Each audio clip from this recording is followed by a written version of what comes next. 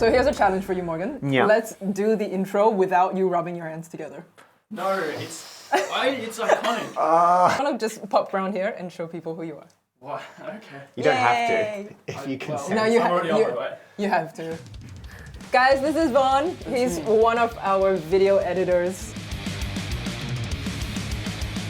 Hello, Welcome back to Insert Art. That was the worst thing I've ever done in my life. Today we are live streaming, so we we've are. got a full live audience from all around the world. So we are going to do characters from description. Mostly these are characters from books or anything that started out as printed media. We are going to take those descriptions and draw the characters, and then we're going to have the actual physical appearance of that character revealed to us. Jazza is going to be doing the same video with the same description, so you can compare like what we do to what Yes. Jazza does. I think we're doing 2 characters each. Someone's Yep. prepared them for us. So we have man, black top hat, tailcoat of plum-colored velvet, bottle green pants, pearly grey gloves, gold-topped walking cane. I know who this is. feel Small, like I know. neat black goatee, face alight with fun and laughter, quick and sharp and full of life, like a quick, clever old squirrel from the park. Is this the Monopoly Man? Maybe I could make it work for me. I think I could do something interesting with this. How about you take us through this one? Giant black creature, like a bird with no feathers. Ooh, naked bird. With beak and claws, wings like 2 big webs of skin between horny fingers. So that's a bat. That's not a bird. I think I know who this is too. It sounds like you want this one. I am a lot more keen on that. I like creatures. That's fair enough. How do you feel about your beastie? Super excited because I love creatures. I love anything with wings. I'm almost a little bit intimidated because I just want to like really do this justice, and I hope I do. Let's have fun. Let's go. I'm doing it. I couldn't help it. I'm sorry, everybody. How do you choose a starting point when you've got that much information to cram in? I actually was just very confused, to be honest, and I gravitated very strongly towards the top hat, just because I love a top hat, and I feel like the things that stuck out to me, things like the sort of character-centric stuff, like quick and sharp and full of life, and clever like an old squirrel. The other stuff felt a little more generic to me, like it's surprisingly skint on detail. For all those words, hey? All those words, and it's like, well, actually, I don't really know what his build is. I don't know how old he is. Squirrel build. Yeah, exactly. I think I got really like fixated on this like sinister pose, but it wasn't communicating clever old squirrel from the park. So I kind of ditched that very quickly and went for a very severe lunge. And yeah, I think once I found a pose that was conveying the energy, it like came together a lot quicker. Yeah, this one's a very energy-based description, isn't it? I wonder who it could be. Oh yeah, that's right. I can't remember the name of the character. Dr. such and such from Princess and the Frog. I got vibes of that, so I sort of imagined that he would be voiced by Keith David, and I couldn't let go of that.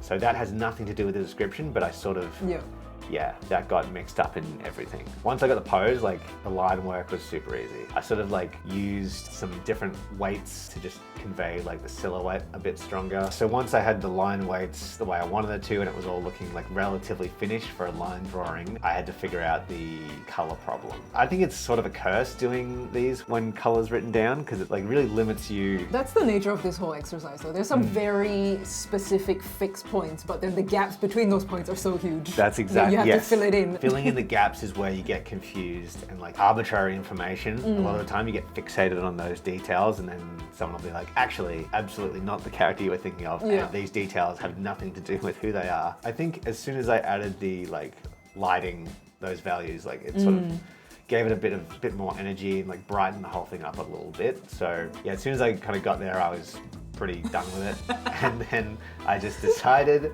to name this beautiful man Billy Bonker. That's so good.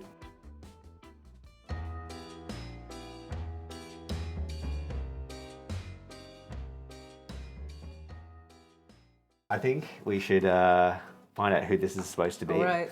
Oh, Reveal. yeah, it's Yay! it's obviously The energy is right. Yeah, and I think The that's. vibe needed to be nailed down first. I think this is a good description, because that's pretty much the essence of Willy Wonka, is like that energetic, playful, almost manic, like sort of. Disjointed. Yeah. I'm just looking at those legs. And I know. I don't think Gene Wilder would have been doing any like big, deep, vicious lunges in that film, but I'm glad he did his little somersault. I should have drawn him doing a somersault. No, I think this is pushing it Okay. already. Yeah. Okay. Like, look at his coattails and how much they have to compensate for how much he's lunging. That's true. Those coattails are filthy. Okay, unlike yours, Yeah. mine was very, very light on detail. I mean, with all these words, it's basically a bat with a beak. Yeah, I feel like you got shortchanged, but then also I was a little jealous of the level of freedom you had. But was that more of a burden to you, or were you really happy to just make it all up? A bit of both, to be honest. Yeah. Yeah. So I guess basically went kind of bird dragonish because the wings sounded like giant bat wings, which are Yeah. dragon wings when they get to that size. And it was really cute. Like, I began by roughing out really basic thumbnails of poses and really simple composition. Once I found one that I liked and the idea was half there, I asked the live stream whether they would like my creature to be like hulking over, you know, a little silhouette of a man, you know, like your classic hero versus dragon, or if they would like it to be hunting over its nest with its babies. And everyone was just like, baby, baby, babies. So here we've got babies. Would you say that was like a really helpful suggestion, or was that more of a challenge? Well, in the context of you taking your Willy Wonka and trying to make it evil, I was like, I'm Yeah. going to take this big evil sounding creature and try and make it a bit more wholesome. So the fact that it's feeding its babies, like everyone automatically just goes like, oh. That's fantastic. So I was roughing out the poses and values, and it got to a point where I wanted to progress, and what I had on my canvas was just too messy and was weighing me down. So I just kind of faded out that layer and drew a line out from scratch on top of that. I love the line work. Like that's really, Thanks. so you just drew that over the top of your, Yeah, the like- initial rough sketch that Yeah. I put in. The problem I had with that wing was I loved the initial silhouette that I roughed out, and I was trying to like shoehorn the anatomy to fit that silhouette. Yeah. And I just could not make it work, so I sadly had to just like wipe that out. And you know what? I actually take inspiration from Morgan in that he is so unapologetic about chopping and changing his drawings. Like if something doesn't work, he would just like draw over it, erase it, throw it away, delete, start again. Whereas a lot of artists, I feel, including me, Yeah. we get so attached to every line that we've put down that we don't want to go over it. It becomes like a shackle. Yep, I know exactly what you're talking about because I do it so, and like it hurts. Every time Does I it? delete something, Oh. I cut something off my drawing, it hurts. But when you make it work, and when that solution that you like come up with Yeah. actually fixes the problem, it's so satisfying. It's worth chopping your picture Yeah. up and sort of like breaking everything and Amputating a diabetic limb. Yeah, yeah, as grim as that is, yes. The next challenge that I faced with this was like, what did I want the end style piece to look like? Because I've realized that my end goal that I always envision and never get to is basically League of Legends splash art. Yep. And I've recently realized by watching their process videos that the roughing out stage and getting like most of the color in there, they do that in the first 20% of their time. And after that, it's just like hours and hours of sped up video Yeah. of them just doing little details. So there are some things you just humanly cannot rush. That's absolutely true. That's a relief to realize because I had thought that I'm not getting to that level just because I don't have the know-how. But it's Yeah. just that I'm not actually putting in the, I don't know, 50 hours into a piece Yeah. that it requires. I thought, look, let's just go with it. Let's have fun playing with stuff more like the atmospheric perspective, the lighting, and not worry about trying to make it reach a certain style. Yeah. So establishing strong silhouette, making sure that doesn't get muddied into the background, making sure that the silhouette, you know, it does justice to all the elements of the anatomy and the design that you want to show off. Yeah, no, it's very clear what's going on. There's like a very like simple but like powerful like narrative. So it is like menacing and intimidating, but then there's that cool contrast where there's this like big like scary like beast, but it's actually a mama. nurturing its beautiful Mama. little babies. Gonna feed the babies. Exactly. I'm sure if I gave this piece to Alicia or Morgan, they would slap in some really cool, I don't know, like a lighting layer and then a ambient occlusion layer, and it would suddenly just like pop. I I'm reckon- learning how to do that. If you gave it either of us, I can guarantee there'd be some rim light. I'm looking at you, Leash. I'd probably focus more on the wetness, The what? all the sheen.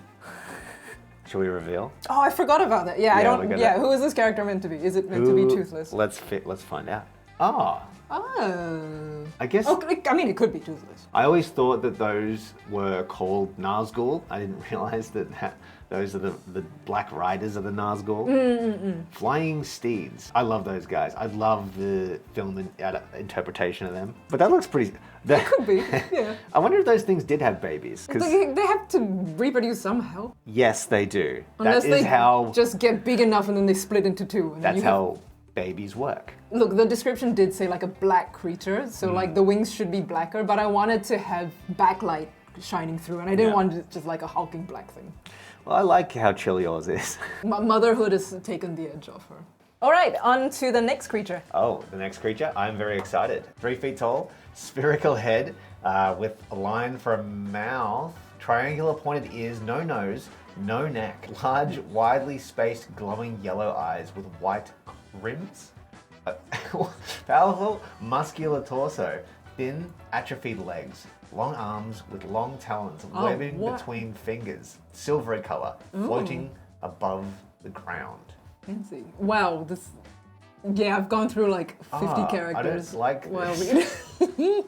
I kind of like it. It's so bizarre. A levitating spherical body, one giant bulging eye above a gaping fang-filled mouth, covered in plates like insect armor, with 10 long thin stalks emerging from sphere with a smaller eye at the end of each one. That's This it. is one of those like biblical angels. I know exactly what this is. I was thinking of like Mike Wachowski from Monsters Inc. Michael Wazowski.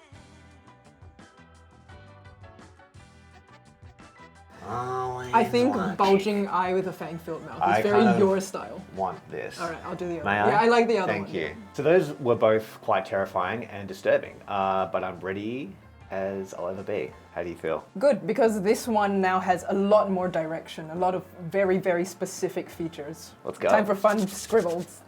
So I think we sort of like swapped over, and like my second character description was kind of vague. I feel like it's all there though. Levitating spherical body, one giant bulging eye above a gaping fang-filled mouth covered in plates like insect armor. It's definitely a monster.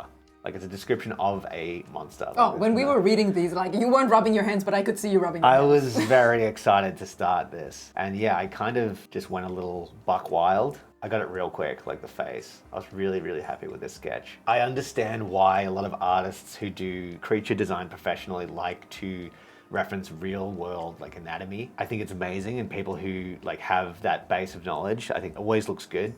I don't do that with my creatures. So anyone who knows anatomy is gonna look at this and go, no.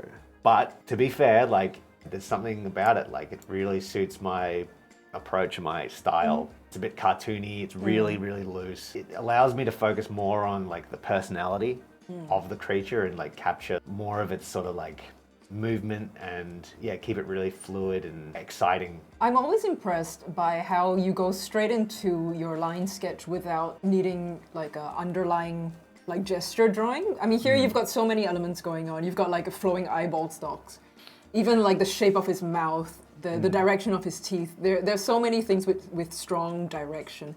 What's going on in your mind that allows you to put those lines down exactly where you want them without needing an underlying sketch? Like I would be Yeah. so lost. This is gonna sound like such a cop-out. I'm Is sure it there's just it comes down to experience? this is intuition. Like I'm literally just sort of making choices very quickly. Yeah, laying down like my line work and sort of just feeling Yep. it out and working off like experience and like a Yeah. base of knowledge sort of thing. As soon as everything gets too messy, that's sort of when you know that your sketch is done. If you have a dirty, yucky sketch and someone might look at this sketch and say, this is not useful and this is really messy. It's like reading your own handwriting. I can look at my sketch and say, oh, You know what you were trying to represent. this is where this line's useful, I'll keep that. You can watch people who work in that way where they're, I don't know, more confident or efficient or whatever you want to say. It looks like they always know what the piece is going to turn out like. Yeah. But I guarantee you that's not the case. Like, I don't know anyone who draws and comes out of their head exactly how they imagine it. Yeah. And it's like every drawing is a process of decision making. Yeah. Yeah, once I got the colors in, I just sort of like, I didn't do like some really defined like sharp shading like I sometimes do it. I wanted to do some like more like matte soft shading just because I feel like the line work was so like strong and bold. Do you reckon that if you've got really strong line work, the coloring should be toned down so that it's not like competing for attention? I don't think necessarily. I think it'll make it a lot easier for you if you do that. Like if you put all that work into the lines and your lines are really beautiful and clean and you really want people to hone in and focus on those lines, I would advise that you don't try too hard to... Like don't over-render with the colors? Exactly. Lines describe form and so does lighting and shading. So if two things are competing on the same like area, then it's going to be, it can be like very cluttered and visually like confusing. I think that's something I'm going to have to make a choice on eventually. Having started drawing by copying from manga, which is all line work and comics and inking. But later on I found out that I like painting. So now I end up trying to put both in, and that's where, like you said, it's just two things competing in the same area. But I think there's always a solution. I don't think you have to, make that compromise. Like if you want both of those things in there, you can find a way to balance that that's unique to your process. Everywhere where the line work was really successful, I wanted to preserve that and not like pull attention away from it or clutter things up. I also added a lot of spit and drool and so juicy. Made it really yuck looking because I love doing that. This was like so much fun. Like this was, I love it. like you can tell I had fun. He kind of looks cute. He does. I don't know. Like I'm. And what did you name him? We called him Liam. We did. After our beautiful editor. Yeah, I think I've captured his essence. He is a Liam. I've seen him make that face. For sure. 10 long, thin stalks emerging from sphere with a smaller eye at the end of each one. Yeah, I'm an artist. I'm not a mathematician. You hid the last two behind him. Yeah, like I do with hands. Like with It's like putting hands in pockets. You just put the eye two stalks eyeballs behind the creature. I'm watching you, Wazowski. Always watching. I think I know who this is, or what this is. All right. Let's Time for have the a look. reveal. Yeah, it's Beholder from Dungeons and Dragons. Oh. I don't know it by name. I know it as the big thingy, but it's the big thingy. No disrespect to D&D, but I like yours more. Oh, thanks. I mean, Definitely. that picture's pretty sick. I've seen some incredible art of the Beholder. Nah, but this one it's like all Medusa-y, whereas yours you've somehow Yeah. put it like everywhere. Okay, yeah, mine is hectic, and yeah. They're coming out of the mouth and all that. Yeah. Oh, yeah, I made them coming out of the mouth. How does he close his mouth without biting off his eye stalks? I don't know. He doesn't close his mouth, that's why See- he's drooling all the time. I didn't consider the anatomy. I got too excited about how weird that would look, and I just ran with it. Maybe those are his intestines, and they... Ew. Yuck. I like I him. like it even more now. Hell yeah. Okay, so after being left to my own devices for the first creature, I was happy to have this one with lots of very specific words. And so I wanted to establish those features like right off the bat. 3 feet tall, spherical head, thin line for a mouth. Even when I was reading that description, it was just like a derpy face that came into mind. Adding the triangular ears, no nose, no neck, widely spaced, glowing eyes, white rims, powerful, muscular torso with legs that are not. And then long arms with talons webbing between fingers, silvery color floating above the ground. I didn't even bother trying to figure out what this creature was, and I didn't have like an endpoint in mind. I was just chucking down these features and rolling with it. I love the sketch. I think he's so cute. I love his expression. I Oh my think God. I was a bit more warmed up at this point. And after the dragon piece where I was trying to focus on like lines and actually like planning, thinking, analyzing, this one I let loose and I was like, oh, whatever comes out of the tip of my stylus, that's what it is. That's a beautiful way to put it. I started putting in color when I tried to deal with his color being silvery because anything that's metallic is going to reflect its environment. So you can't create like convincing reflections and metallic tones if you don't have an environment to reflect. And then he was just looking a little bit too robotic, so I said, okay, what would like up the ick factor? I was like, let's make it semi-fleshy. Oh, those pecs are just crippling. Did you use a reference or did you just pull that out of your brain? No reference, I was studying like torso anatomy the other day. He's got sick abs. It's like he's doing crunches. Yeah. He's just completely neglected the legs.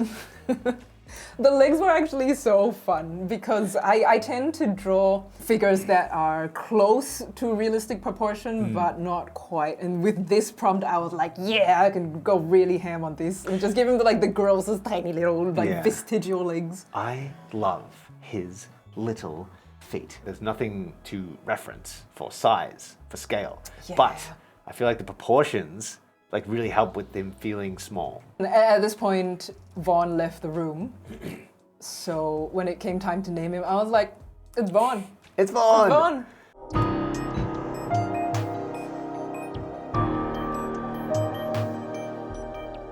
Has anyone seen Vaughn's legs? They very well could be tiny, and he could be hovering around. He is... Hopskinville Goblin. Aliens that allegedly attacked a farm. I know this I thing. don't know this. Yeah. This is the original and it's called Vaughn. Yes, of course. So those were my and Morgan's takes on these creatures. Jazza's going to be doing the exact same challenge. Oh, I'm excited for that. He'll get fired if you like us more than him.